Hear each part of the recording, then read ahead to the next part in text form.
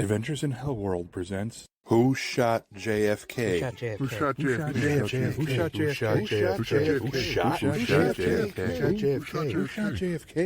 It was Lee Harvey Oswald.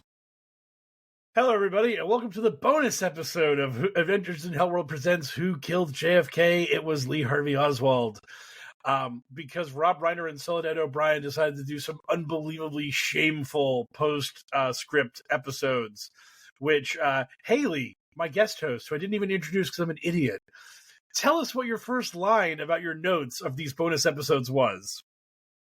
Hello, listeners. These episodes I will call the extended ad episode, because Mike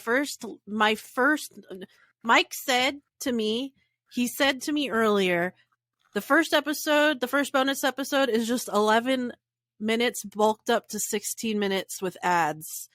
And my exact first line in my notes was 11-minute episode bulked up to 16 minutes with ads. Because it is. And you know what? It's hardly even an episode, even those 11 minutes, because after one of those long ad breaks, Soledad just comes in and does her 4 minutes of, this episode is brought to you by, and just lists 100 names.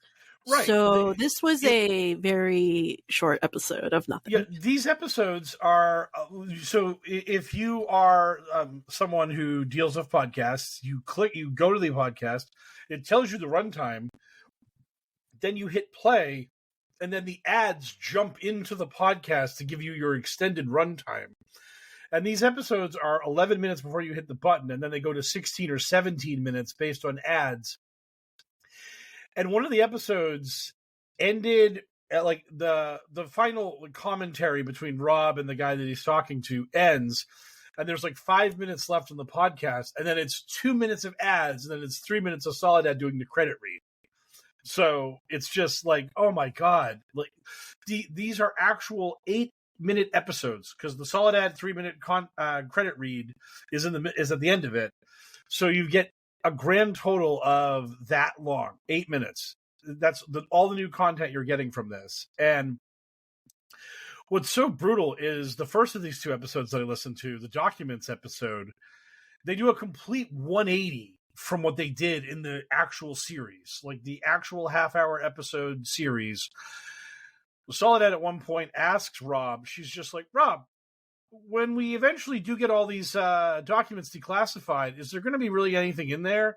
And Rob's like, no, they probably destroyed any evidence. That'd be really big. There's no smoking guns left in there. We're not going to get anything out of it. And yet in this episode, they're just like, if they give us these documents, it's going to show that the CIA was using Oswald in the fall of 1963, and that will be smoking gun evidence that they were doing bad things and that they set him up to take the fall for the president getting murdered. And they said that George Joannides getting declassified will be the smoking gun. They're like, that's one of the smoking guns. Yep. George Joannides is his documents being declassified will reveal how he hoodwinked and railroaded the House Select Committee on Assassinations, how the Miami office of the CIA looking into seeing if the anti-Castro Cubans killed Kennedy. If their investigation gets revealed to the public, that will be a smoking gun that will bring down this whole thing and topple this corrupt House of Cards. Just all of it. It's just this constant thing where we literally ended the series by them saying that like these documents will not bring the House of Cards crashing down. And then if you listen to the 8-minute bonus content episode, they're like, oh, no, it actually will. And they also explained that basically Trump failed them because he could have declassified everything and he didn't. And then Biden double screwed them over by signing an executive order saying, hey, you guys just release them whenever the hell you want to, because I'm tired of this crap. The CIA's up my ass whenever we talk about this stuff. I'm done with you guys. So however you want to do it, you just do it. Leave me alone. I'm Dark Brandon. I have better things to do than worry about the Kennedy assassination. And so they got all kinds of really upset about this. And I think my favorite part was when the guy they brought on to talk, because Soledad can't speak in these episodes, the guy they brought on to talk with Reiner goes on this whole stem winder about how, and then we're going to get the truth and it's all going to come out. And Reiner just gruffly yells, right. Like he just like says the word right with such a snap to it. And so they basically just talk about how like, we need to trust in our institutions. We need to trust in the American people. We need to admit that quote unquote rogue elements of the CIA killed Kennedy with help from the mobsters and the anti-Castro Cubans. Blah, blah, blah. Also, I thought it was funny in this episode because this is literally just please release the documents. The episode, it's just him begging for the documents. And he's saying like, we can't get the real story until all the documents are released, which is funny because he just did a whole podcast about how he has the real story. And he just totally named 4 guys as responsible for it. So that's an interesting claim. And then after that, he says it's impossible to get the real information due to the internet and all the disinformation out there. And it's like, oh, you mean like you?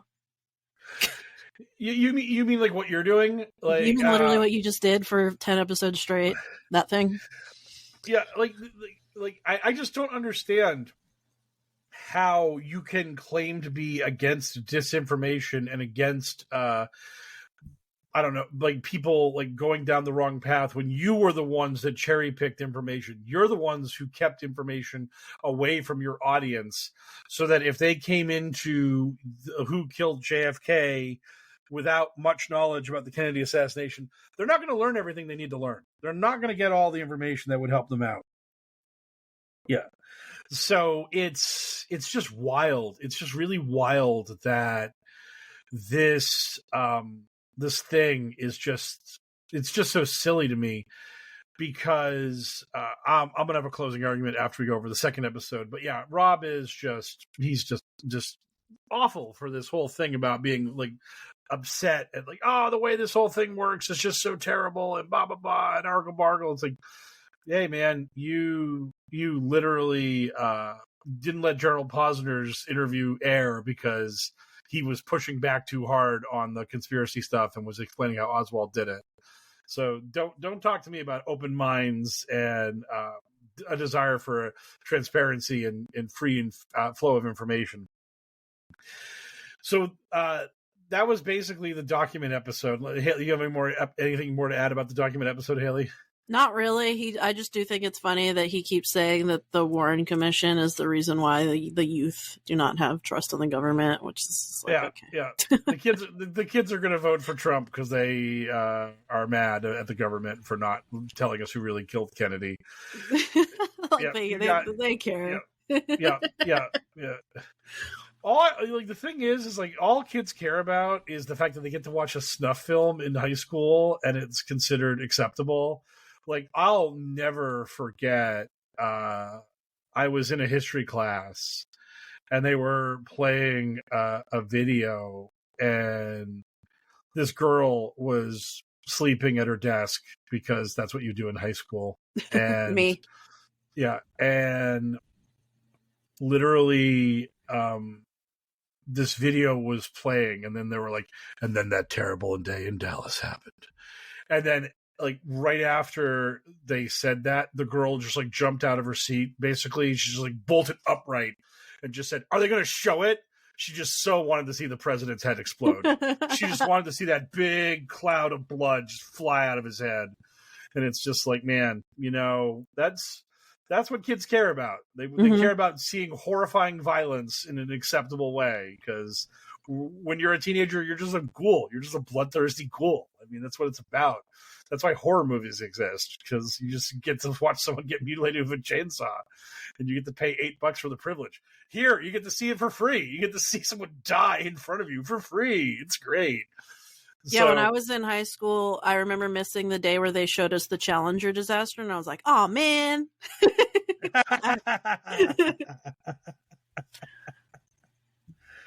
Yeah. Oh, yeah. So, yeah. Teachers love showing you death. Yes, that's what teachers are here to fucking inflict cynicism upon you and to reassure you that the world is a terrible place. So that was our documents episode, and then we move on to one of the staples of the Who Killed JFK podcast series experience, which is Rob Reiner yelling at an old person. It's so funny. It's the greatest thing in the world. So Rob grabs the Secret Service agent who told the story about how he found the bullet in the back of Kennedy's limo after the assassination. Paul Landis? Is that? Yeah, Paul Landis. Yep, Paul Landis, our guy who Rob totally trusts because he's confirming Rob's priors. Now, Paul! Yes. Paul!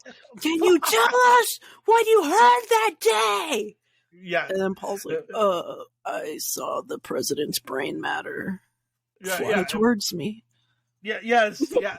And Rob, the most important part of this interview is the shit Rob cares about and the shit Rob lets slide away.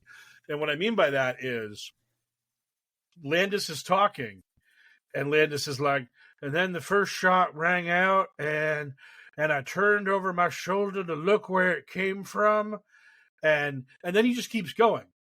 And now, think about what Landis just said in that moment, that he heard a shot and he turned over his shoulder to look for where the shot came from. That indicates the shot came from behind. And that's where Landis heard it coming from. And that's why he was turning. What does Rob Reiner do when Landis says this? Reiner says nothing. He just lets Landis keep talking because he wants to get Landis past that statement. Because while Rob does admit there was a shooter in the 6th floor of the Texas School Book Depository, he doesn't want to draw attention to that through Landis's story because that screws with Rob's narrative. But when Landis eventually does get to the headshot and then explains that, and then after his head exploded, I kind of ducked because the blood and the skull fragments and shit were coming towards me. Now Rob jumps right in and is like, and you were like, what, 15, 20 feet behind him? And Landis is like, yes, that's about right. And because Rob wants you to think that the fatal headshot hit Kennedy in the front, blew shit out the back of Kennedy's head, and that Landis was trying to get out of the way of the flying debris from the wound that blew out the back of Kennedy's head. When in reality, what is going on here is that Kennedy is an open-topped limo, and when his head explodes, all that skull and blood and brain and all that stuff is now in the air. And while Kennedy's limo is going slow, it is still going forward, so there is wind pushing on all this loose material that's going backwards towards where Landis is. And that is why Landis has to react to try to avoid some of it, because it's just floating through the air the way it would happen. Like, if I was in a convertible and you were like you were running behind me 10 or 15 feet behind me, and I popped a water balloon above my head in that convertible, you would have to react to that water that would now be coming at you, because that water is in the air and now it's being blown back towards you because of the way the wind works when our car is going forward. Like, this is why dogs stick their heads out of car windows, because they get to feel the air blowing on their snouts, and they enjoy that. I mean, this isn't like because the blast of the bullet like pushed the fragments towards Landis. This is just standard physics 101 stuff.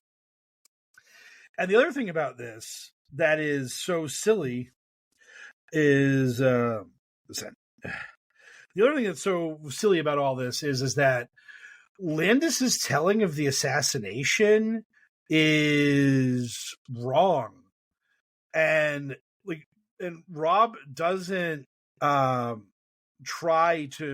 doesn't clarify this with him. Rob is just willing to let Landis be wrong, because again, Landis was just like, I heard the first shot, I turned over my shoulder to look where it came from, and then I looked at the president and he was like hunched over and he had his arms out, and then the second and third shots came in. And we know that's not true. We know the first shot missed. We know that Kennedy was wounded by the second shot. But Landis is telling this story, and he gets this very obvious, very basic detail of the assassination wrong. And Reiner doesn't correct him because, again, the old man's telling him what he wants to hear, so he's just confirming his priors. And Rob doesn't want to get in his way and make him like start stumbling over his story, because that's not good. That's not good podcasting, having like being like, yo, storyteller, you're screwing it up. Once again, from the top, tell me how it really happened. So I found that to be very interesting, that Landis tells the story of the sequence of the assassination. The details Reiner doesn't want to get into, he ignores. The details Landis gets wrong, he ignores. But when it comes to that cloud of blood, Rob Reiner is all over it, because he's got to be there for that. And so that is like the first part of it. So, Haley, did you have any thoughts about that section of the Landis conversation?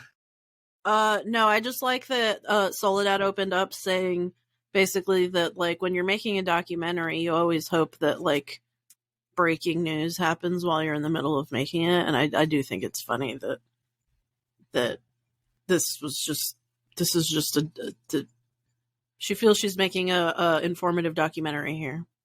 Yes. Yeah, this very informative documentary that, again, cuts all kinds of corners to get to the predetermined conclusion it was lusting for the whole time. And now we get to the second part of the whole Landis thing, which is his story believable? Because it's so weird. Because... Yeah, because, okay, so he claims basically, like, he found the bullet, and then he just kind of put it on the hospital bed and didn't say anything, right? He just kind of like... Right. See you later. Yeah. Like this, his whole story is so strange, because he's claiming to have found the bullet inside the limo. They're all running into Parkland Hospital of the president, and then he just puts the bullet on President Kennedy's stretcher, when I don't know exactly when he would have been able to do this, because he said he put it near the president's shoes, and Kennedy was like stripped of his clothes basically immediately once he arrived in the emergency room. Like basically the sequence is Kennedy arrives in the emergency room. A doctor looks at him. He's got no pulse, so he's 99% dead. The doctor then finds a heartbeat. And then, well, we got a heartbeat. Time for the good old college try, even though this guy's brain is missing. So they get to work. And as soon as like they say that he's got a heartbeat, the nurses rip all his clothes off. They just cut all his clothes off, except his tighty whities. They leave those on because presidential peen is a bridge too far for the Dallas doctors. There'd be pictures of it, and then, there's shrinkage when you have your brain matter blown out. Yeah, so probably. It's not fair. Yeah. Well, maybe if he was a shower, not a grower, maybe they would have. Maybe like, yeah, there's he's packing. We can cut that off. It's okay. So like when he says I put it next to the president's shoes, it's like, well, you probably only had like 2 or 3 minutes to do that, because they took his clothes off right quick to treat him after they foolishly decided to adjudicate him as quote unquote alive at the start of this whole thing, instead of just looking at his brain and being like, "Yep, ain't nothing we can do with that." Just like, yeah, we'll call the coroner. We'll just get to it. But yeah, so he wouldn't have had a lot of time to do that. And the question is like, why would he do that? Why would you not? Because there's a million police officers around him at this point, like literally a million. There were police around the limo. There were police around the body. There are police swarming Parkland Hospital.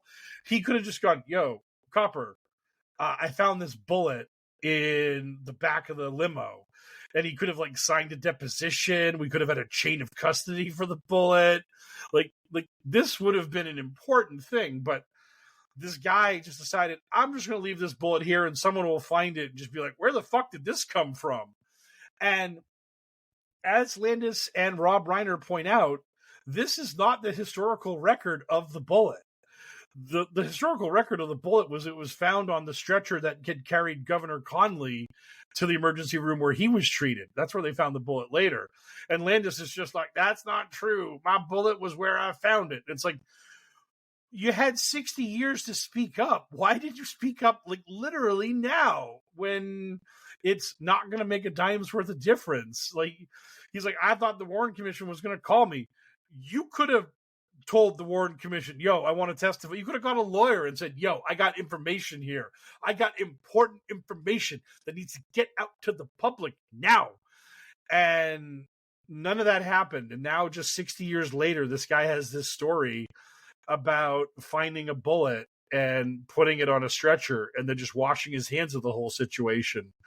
And it's just so bizarre. It's such a strange thing. And the only reason why Reiner and Soledad and the conspiracy theorists believe it is because it confirms their priors. It's telling them what they want to hear. I mean, that's it. That's all there is to it. And it's just really nuts. I mean, I don't know why the guy's saying what he's saying now. I mean, maybe he wants to make a buck. Maybe he's deluded and thinks it's true. Maybe it is true, but that makes no sense because, again, we have to get into this whole thing about a bullet not penetrating the president's back. I mean, that's not how rifles work. I've had people tell me, oh, yeah, the Mannlicher-Carcano sucks. Of course it would do that. It's like, that's not how a rifle works. That's not how jacketed bullets work. You know how many dumb documentaries I've watched where they fire bullets into fucking cubes of gelatin to simulate the Kennedy assassination?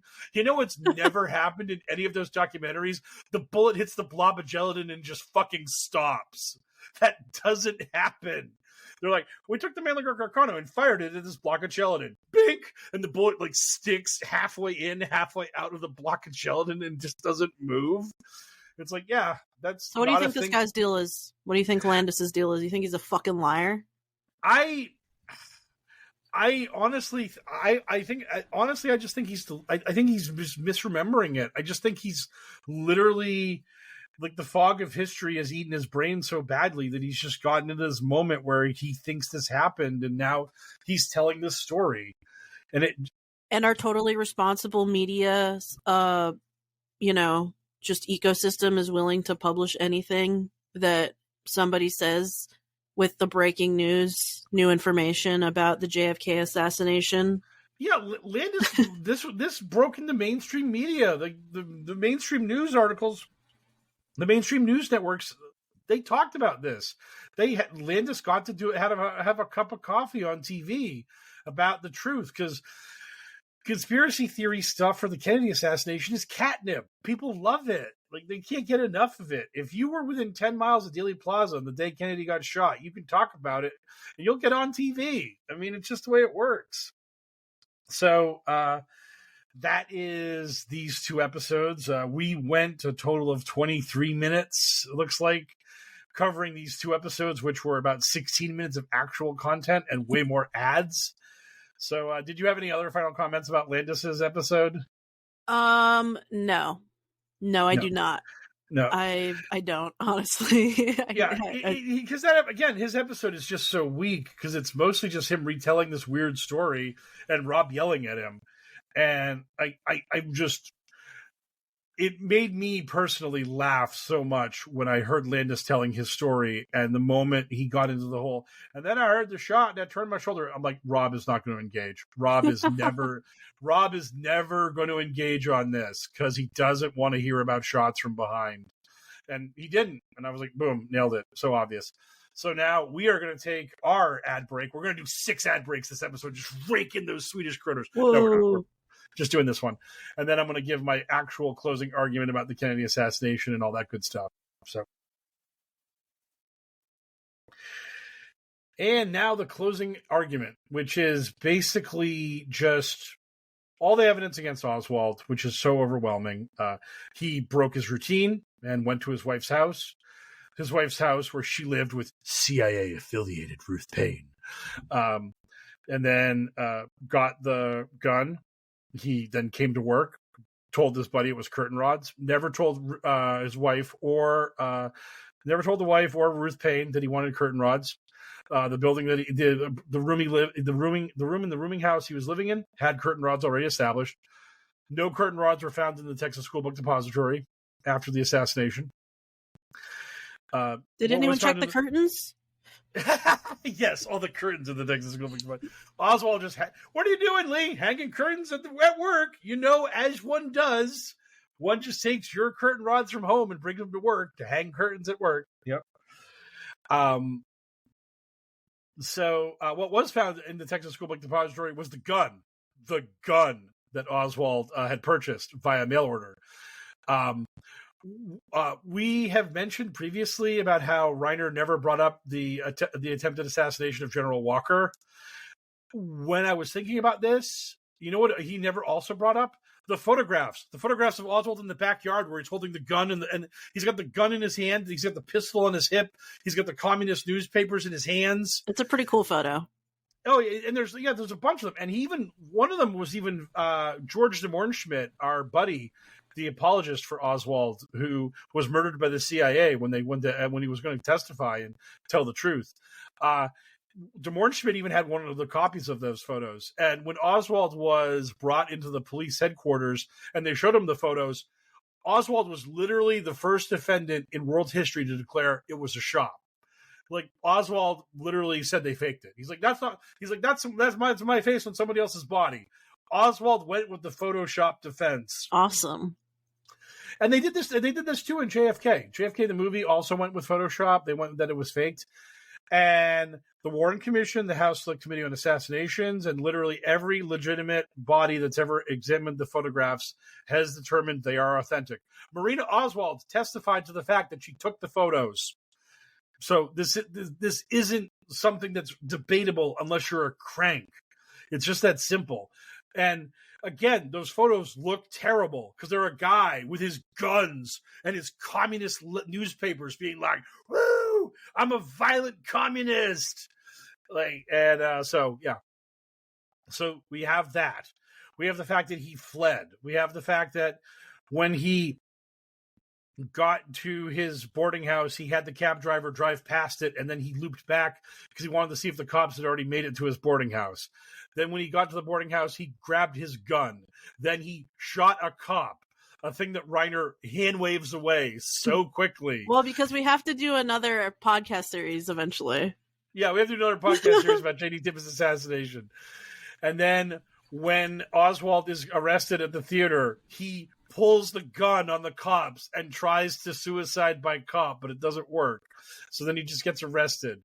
But because when Lee Harvey Oswald's in custody, he whines about being a patsy, oh man, that means all that other evidence is gone.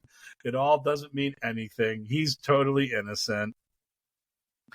And the thing is, and again, now Haley is mandated by law to reach through the screen and give me a slap because I'm going to think. I'm going to put myself in the mind of Lee Harvey Oswald, which is something that Rob Reiner does constantly in this series, and it's enraging. But when you have the fact that Oswald tried to shoot General Walker, who was a right-wing John Bircher piece of shit, and then you have Oswald murdering Kennedy, who was, as Reiner repeatedly talks about, the peace president who was trying to establish better relations with the Soviets and the Cubans and was trying to usher in world peace and universal prosperity and unicorns and all that good stuff. The fact of what happened with the Kennedy assassination when it comes to Oswald, and this is one of the things that I really think, when you think about it, really offends these people, is that Lee Harvey Oswald wasn't killing John F. Kennedy. Lee Harvey Oswald was killing the president. He didn't care who was in the office at that time when it happened. He just wanted to kill the president. If it had been Eisenhower, if it had been Truman, if Nixon had beaten Kennedy and it had been Nixon, if it had been Lyndon Johnson, he just wanted to kill the president. And it just happened to be that JFK was the president at the time that he had a chance to take a run at the president and shoot them. And I think that like that being Oswald's quote unquote great man motive, which is what was lone nutters and Warren Commission folks like to talk about, that Oswald wanted to make his mark on history by doing a terrible big thing. It makes it more annoying and more frustrating for these people because it's like literally, it's like, yo, Lee, did you read the fucking pamphlets that were being passed around in Dallas, calling Kennedy a communist, calling Kennedy a giant piece of shit? Like, buddy, like he's the Republicans in America literally thought that Kennedy was on your team. Why'd you kill him? And the answer is because he just wanted to go down in history. He wanted to be a big man. And again, I really believe that his whole act, his whole shtick was to be the persecuted communist. And that was the dream. And that dream got realized by so much of America. We validated Lee Harvey Oswald in his goal. We achieved his mission for him. So great job, all of us. And Rob is like, Lee Harvey Oswald, innocent. Yes. I mean, that's the thing. It is just so mind-blowing to me that you can look at all the evidence about what happened that day and then just be like, nah, they framed him. They just jammed him up. Like, so just think about that. The Dallas police have to be in on it because they're the ones who found the rifle on the 6th floor. So you're telling me that at least like multiple cops have to know that at some point after we lock down the Texas School Book Depository, another cop has to run in with the Maine Carcano rifle and hide it up there so the other police can find it. Cops have to put the shells, the bullet casings near the sniper's nest on the 6th floor for the police to find that shit. Some cop had to go to Oswald's house and steal the gun to bring it over there. There's so much work that has to be done here to frame him up. And this isn't including that, according to Reiner, the CIA and the mob and the anti-Castro Cubans are involved in it. The Dallas police have to be up into their necks in this shit too. The conspiracy has to be so massive and so sprawling. It's unbelievable. And this is just a conspiracy to frame Oswald. Because the conspiracy to kill the president, as I've said a million times, is literally you just tell some idiot to stand on the corner of Elm and Houston with a pistol and Franz Ferdinand Kennedy, and it's over. And you don't need a sniper. You don't need Chucky the typewriter and the mysterious Frenchman, wee and all these other people hanging out in Dealey Plaza, firing from 75 different angles from all these different trajectories. No. You just have one dude with a pistol waiting for him to take that 90-degree turn, and then that guy just like steps off the curb and just goes wham, wham, and Kennedy's dead. And the thing about sniper fires, no matter how good a sniper you are, you might miss. When you walk up to the president's not moving limo at point blank, you don't miss. You achieve success. The president is dead. And it's just so silly. Because the actual conspiracy theory that these people are talking about, it involves framing Oswald as much as it involves killing Kennedy. And that's so much work. It's so much work for so little profit. Why did you have to frame this one dum-dum? Like, Oswald's not special. He's not this awesome superhuman patsy that has to be framed.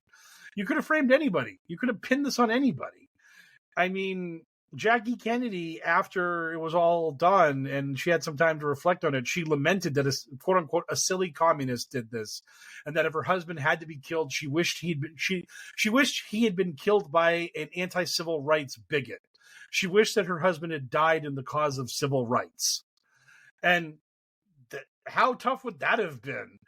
You don't think you could have found some racist idiot in Dallas who would have been willing to take a pop at the president if you offered him enough money or told him his family would get taken care of? I mean, oh my God. So yeah. But no, we had to blame Oswald so we could begin our invasion of Cuba, which then didn't happen. So much of the last few episodes are all about how Kennedy was assassinated to facilitate the invasion of Cuba, which then we didn't do. Which I don't even get it. So yeah. It was good. I'm looking forward personally to when he goes into the Tippett podcast. He's never doing a Tippett podcast. No, no, never. Because going into the Tippett podcast, you're getting even deeper into the weeds, and no one cares about Tippett. And there's so much evidence against Oswald when it comes to Tippett. You'd literally have to spend like the first 5 episodes trying to debunk all the witnesses who saw him do it, and then you can start getting into the theories of who actually did it, and it's like really nuts. I think my favorite Tippett conspiracy theory is that they switched Tippett's body with Kennedy's body to try to conceal what really happened to Kennedy, because Tippett supposedly looked like him a little bit, and that the JD in JD Tippett's name stood for Jefferson Davis Tippett, and that he was like a white supremacist and kind of a monster. And that's not true. His initials did not stand for anything. His name was just JD Tippett. So I think that's it for the Reiner series, unless he crawls out of the muck with another horrible thing to tell us about. So that's that.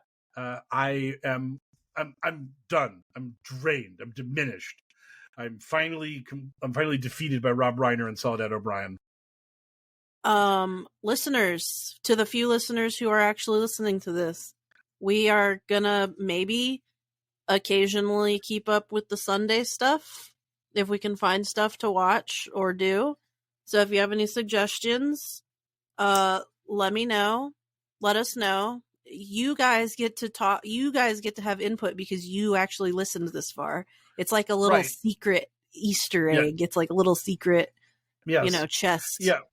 Whatever you guys want us to do for bonus content, because basically the plan is to do the record on Wednesday, release it on Wednesday night, Thursday afternoon, regular weekly podcast. We want to do like a kind of in the weeds podcast for Sundays, and so whatever you guys want, we're here for it. We're here to get into the weeds, talking about the right wing stuff that Haley deals with, QAnon stuff, whatever. I did the Q School thing with Stephanie. I'm going to try to keep doing those, but we want to do something. So steer us, guide us with your hands, your guiding hands, much as Ruth Payne guided Lee Harvey Oswald into his job at the Texas School Book Depository, where he was then framed for murdering Kennedy. We wish for you to guide us towards content that you want to listen to. So, because I have a suggestion. Charlie Kirk does like a kind of podcast / show with Jack Posobiec. Blake Neff, who is the writer for Tucker Carlson, that got fired because he was too racist and sexist and too big of a creep. And they always have guests on. So, okay. My mom, I told her I'm on the podcast. I'm like, Mom, I'm on the podcast. And she's like, let me text you 15 times in a row. It's just dinging. It's just dinging in my ear. Yeah, we are leaving this in. We are leaving this in. I'm going to send it to her. Because I told her, cannot talk right now. And she's like, okay, I'm going to continue doing that. Holy shit. Anyways. So my suggestion was maybe like something like that, because it's a little bit of both of us. Like Charlie Kirk lives in Arizona. He's a white supremacist, I think we could fairly say at this point. Jack Posobiec is also a white supremacist, but like he's kind of a QAnon he dabbles in the more conspiracy world, not like the Pizzagate. He was kind of like a Pizzagate guy. He works all the angles. He's every kind of right wing piece of shit you could imagine. He's a My Pillow guy. He's a big My Pillow guy.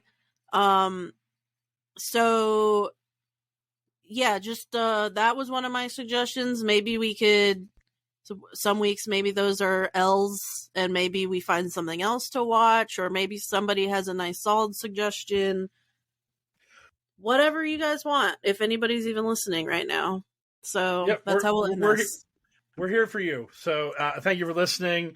If you want to give us money, go to patreon.com/pokerpolitics. Leave a 5-star review and all the stuff.